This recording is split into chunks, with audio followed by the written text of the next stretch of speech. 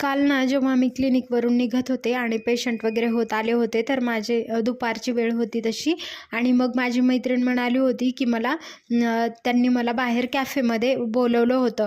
तर का बोलवलं होतं हे मी तिथे गेल्यावर नंतर तुम्हाला सांगते. काही अपॉइंटमेंट्स थोडे राहिले होते, तसे लवकर लवकर आम्ही अपॉइंटमेंट घेतले होते. आणि मग मॅमना पण आज लवकर जायचं होतं.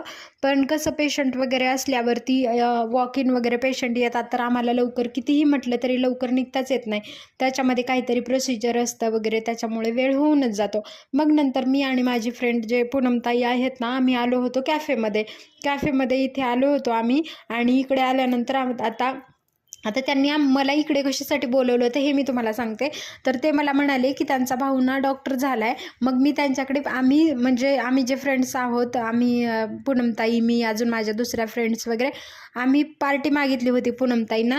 बाकीच्या फ्रेंड्सला वगैरे त्यांनी दिली होती, आधीच घरी वगैरे बोलवलं होतं. पण मला त्यांना येणंच नाही झालं. तर पूनमताई म्हणाल्या की आपण कॅफेमध्ये जाऊयात, तू सारखी म्हणतेस की मला पार्टी नाही दिली. तर कारण त्यांचा भाऊ ना डॉक्टर झाला आणि ते मुंबईला आता त्यांची जी काही प्रॅक्टिस आहे ते करतायत.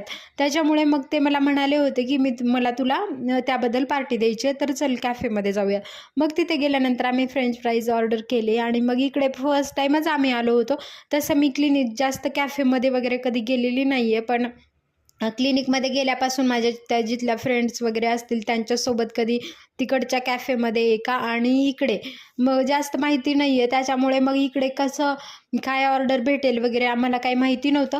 पण मग आम्ही इथे ऑर्डर केलं, हे फ्रेंच फ्राईज ऑर्डर केलं. मग नंतर आम्ही नंतर इव्हिनिंगला तसं मला क्लिनिकला जायचं होतं, पण दुपारचा 2-3 तासाचा वेळ तसा होताच. मग आम्ही खूप एन्जॉय केलं, कारण खूप दिवसानंतर पूनमताईची वगैरे भेट झाली होती. मला तसं त्यांना लवकर म्हणजे असं कामामुळे ते माझ्यापासून थोडंसं दूर राहतात आणि मी त्यांच्यापासून तसं भेटताच येत नाही. फ्रेंड्स वगैरे असतील तर मग त्यांना फोनवरच बोलावं लागतं.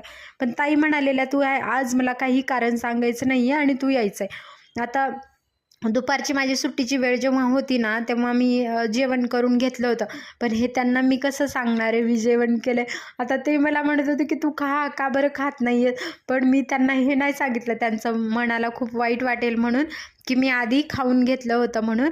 मग आम्ही खाल्ली, कॉफी वगैरे ऑर्डर केली होती. नंतर कॉफी मागवली त्यांनी, मग आम्ही कॉफी वगैरे पिली. पण इथली कॉफी एवढीशी छान नव्हती जसं आम्ही आमच्या क्लिनिकच्या कॅफेमध्ये पितो ना. मला ही कॉफी अजिबात नाही आवडली, त्याची म्हणजे चांगलीच नव्हती ती. नंतर पिझ्झा ऑर्डर केला होता ताईंनी, पण मला ना काहीच खायची जास्त इच्छा नव्हती. तर ताई मला म्हणाल्या, तू असं का करतेस, मी पार्टी तुझ्यासाठी देते आणि तू काहीच खात नाही आहेस. पण त्यांना मी हे शेवटपर्यंत नाहीच सांगितलं खरं.